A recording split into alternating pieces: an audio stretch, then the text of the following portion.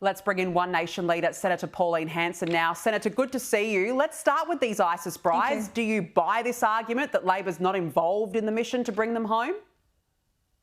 Not one bit, Danica. What an absolutely farce that is. He couldn't even answer the question. No, I'm going to say my comments, don't know anything about it. Usually if you have nothing to do with it, you'd actually have more to say. He shut it down. He doesn't want to answer any more questions. I don't believe it. Danica, I don't care. I don't want them here. I've got no time for them whatsoever. I don't want their offspring. And the youngest one at 5 years of age, then I asked the question, they are not an Australian citizen. They were born overseas because they started bringing them back in 2019. I think this is the third lot they're bringing in. So at 5 years of age, I don't believe that we should be actually taking them. They're not Australian citizens if they're born overseas.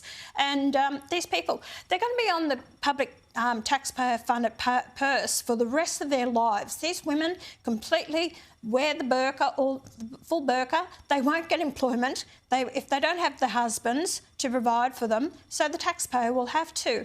They are bringing their hate. These people are martyrs who will die for the cause and their beliefs. I've been speaking strongly about this for years and years and years, and especially in my maiden speech when I got back into the Parliament in 2016. It concerns me greatly. And if you look at what's happened in England, Birmingham, 30% of Muslims there, and they're taking over the councils. You've got, Sharia law courts. They're losing their identity, their culture in England, and the same damn thing is going to happen here.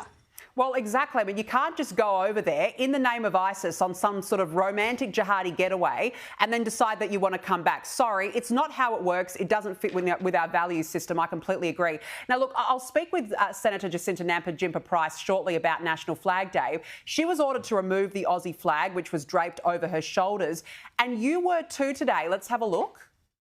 Senator Hanson, I remind you of the ruling the Deputy President arrived at today, which I have upheld, which is no flags to be worn in the chamber until the matter has been resolved by the Procedures Committee. So I'd ask you to take the flag off.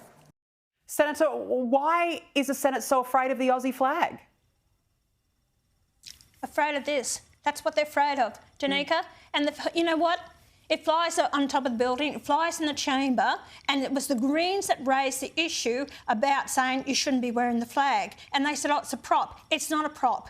They wear the kaffir every time in the Parliament. No one says anything about it. The President says nothing about it. And it disgusts me that this was raised by the Deputy President, who is actually Liberal, and he raised it and made the decision not to wear it. It is absolutely appalling. And then the Green Senator McKim gets up and says, well, if you allow the Australian flag to be worn in this chamber, then I'm going to wear the Palestinian flag. This is how, this is what our country has come to. I'm so angry about this and I'm so upset by this.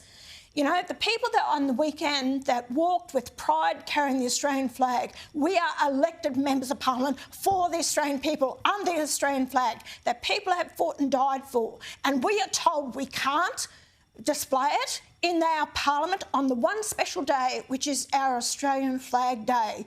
And that's how gutless these people are. I put it to the vote that it should be, able to be worn in the Parliament just before I came up to here. And guess what? 22 people supported it. All of Labor, all of the Greens, and Senator Fatima Payman voted against it being able to be worn on the floor of Parliament. Jackie Lambic, Pocock and Tammy Tyrrell, I didn't see them at all on the floor of Parliament to vote on such an important issue. It turns my stomach and makes me so mad. And I'll warn people out there, you keep voting for these bastards that actually don't have pride in our country and our Australian flag, then be prepared to get what we're going to get. And we've seen it now with the division that is happening, the hatred that we see on the streets, the escalating crime, and that's only going to escalate even further unless we take a stand on this and make sure you know who you vote for next time. And certainly never vote for the Greens, the hateful, un-Australian people they are.